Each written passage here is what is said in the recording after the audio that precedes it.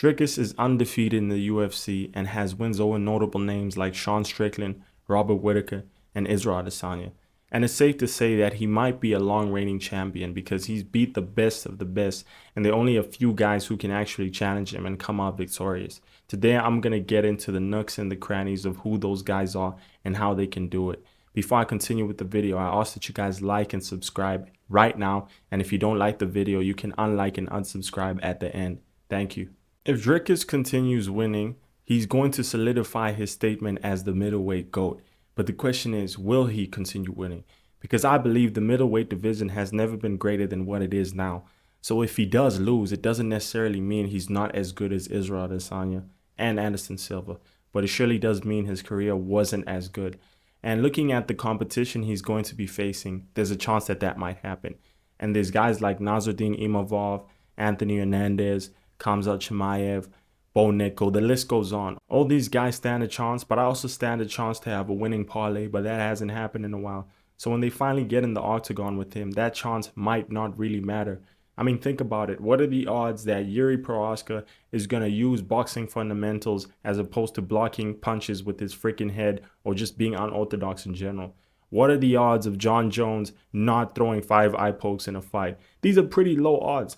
So I don't think guys like Nassourdine Imavov would beat Dricus, and I'm going to get into the reason why. Nassourdine looks very good on paper. He's a decent grappler. His striking is pretty decent as well. He just knocked out Israel Adesanya. Nassourdine is very good on paper. I would say one of the things that makes him stand out from the rest of his competition is his precision. When he throws, it lands. And he needs to fight like this because he's not a volume striker. Watch his fight against Buckley and you'll notice that Buckley was throwing a lot more strikes, but he was having trouble with the reach. So he would try to dart in, throwing winded punches, and it wasn't overwhelming Nassourdine, and he was the one landing the counters. He also had this same approach against Jared Cannonier. Up until the third round, I would say Jared was actually winning the fight because he was throwing a lot more strikes. And that was something I always saw as a problem with Nassourdine, the fact that he doesn't have that much volume. And when it goes to a decision, it might not favor him. But I guess he knows this and he timed the knockout very well. It was a very controversial finish because Jared still looked in there. But nonetheless, he still did win that fight, and it may not have been that convincing, but it was still impressive. He also lost the first round against Izzy, which is understandable because it's Izzy. I would say that didn't really matter because he did end up knocking Izzy out in the second round. And what I thought was impressive was the fact that he timed the right hand as Izzy was switching stances. Not a lot of people have been able to do that against Izzy. And just for him to make those reads means he's a pretty good striker. But my only issue is his volume. With Dricus having his hands up all the time, Nassourdine is not going to knock him out, or at least not the way I see it. I think what would happen is it would go to a decision, and with the way Nassourdine fights, not having that much volume, I don't think it's going to favor him. And Dricus is a volume guy. He's not only a volume striker, he lands pretty powerful strikes. I would say he probably hits even harder than Nassourdine.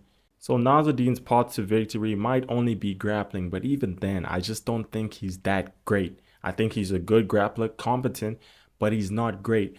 Watch his fight against Izzy and you'll notice that Izzy was defending the takedowns pretty well. But I wouldn't have expected anything less than that from Izzy, who has good takedown defense. But still, Izzy is not a freaking wrestler from Dagestan or Georgia. So if you are a good grappler, you should be able to take him down. But he hasn't been facing good grapplers, and that's why he's been able to have such good takedown defense. If Izzy was to face Khamzat, I'm pretty sure it would be a first round rear naked choke. That's what most of the MMA community thinks. So for someone like Imavov to grapple Dricus, I don't think it would work very well for him because Dricus is pretty good and I think he has a better jiu-jitsu in general, whereas Imavov doesn't have any submissions in the UFC. He might not have any submissions outside of his UFC career, but I'd have to fact check that.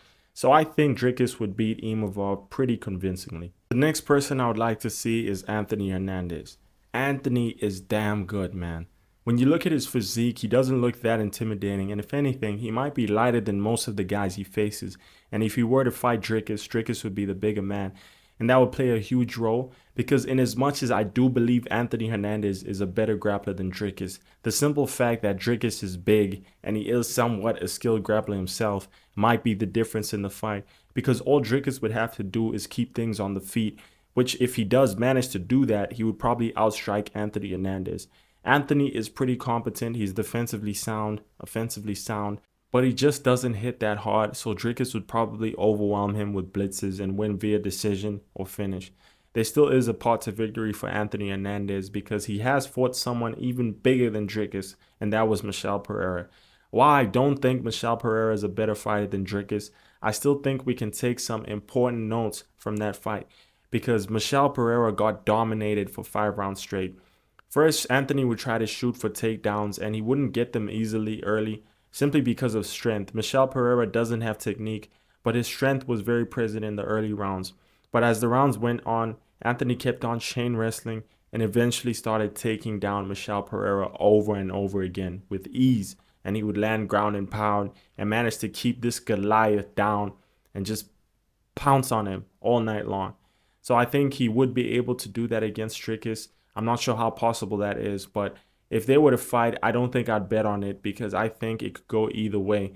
And that may sound pretty crazy to some people looking at both their physiques, but at the end of the day, this is fighting. The third but not last person I'd like to see fight Dricus is Khamzat Chimaev. There's some honorable mentions that'll be at the end of this video, but for now, let's talk about Khamzat.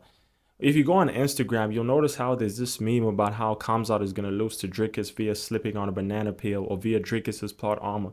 But when you look at the actual threat that Khamzat presents on paper, you start to really think to yourself, is it that easy for Dricus?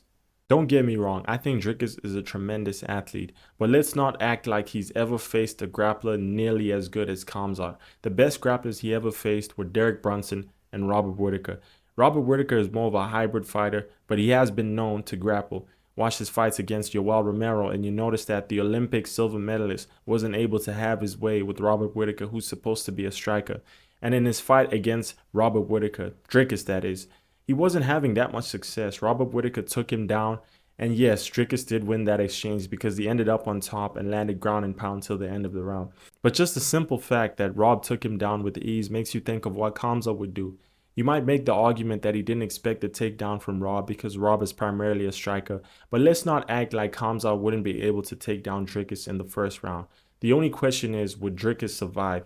I'm not very sure, but what I do know is that any time Khamzat tried to take down any one of his opponents in the first round, he landed it. The only time he didn't land it was when he wasn't throwing it, and that was against GM3, whom he finished in the first round.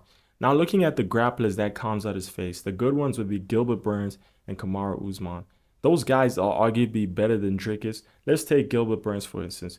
Gilbert Burns is one of the most, if not the most decorated BJJ practitioners in the world because he's won championships in ADCC, which is one of the highest levels of jiu-jitsu. Just looking at pure jiu-jitsu, Gilbert Burns is a better grappler than Charles Oliveira, but that doesn't really matter because this is MMA, not BJJ. So Charles Oliveira is the better BJJ practitioner in MMA, that is. And then there's Kamaru Usman, who's a D2 NCAA wrestler with one of the greatest title reigns in the UFC. And then Khamzat took him down in the first round and 10-8'd him. It may not have been the most dominant 10-8, but he still took him down with ease and kept him down and managed to land a lot of strikes and won the round. Now you might argue that this isn't the same Kamaru we knew from before, which is fair, but he still is pretty dangerous. So that is something to consider in his fight against Dricus. And some people talk about his cardio, but man, when you look at his fight against Gilbert Burns, they were both pretty gassed out because they were fighting at such a high pace. And in his fight against Kamaru Usman, I just don't think he was so gassed out to a point where he wasn't effective. He had a dominant first round, he got gassed out in the second and lost it. Then in the third, he caught up and even took down Kamaru Usman and solidified winning that round. I had him winning rounds 1 and 3. The only round that I think Kamaru won was the second round. Some people thought it was a robbery, but after watching the fight and scoring it for myself, I think the right man won.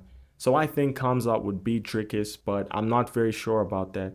And I think he's one of the very few people that can do that. And some honorable mentions would be Azamat Bekoyev, Bo Nickal, Caio Borralho. And the only reason why I'm leaving it at that is because this is something I have to do an in-depth analysis of before I make a video for it. Anyway, I hope you guys enjoyed the video and let me know who you think is going to beat Dricus. Like and subscribe.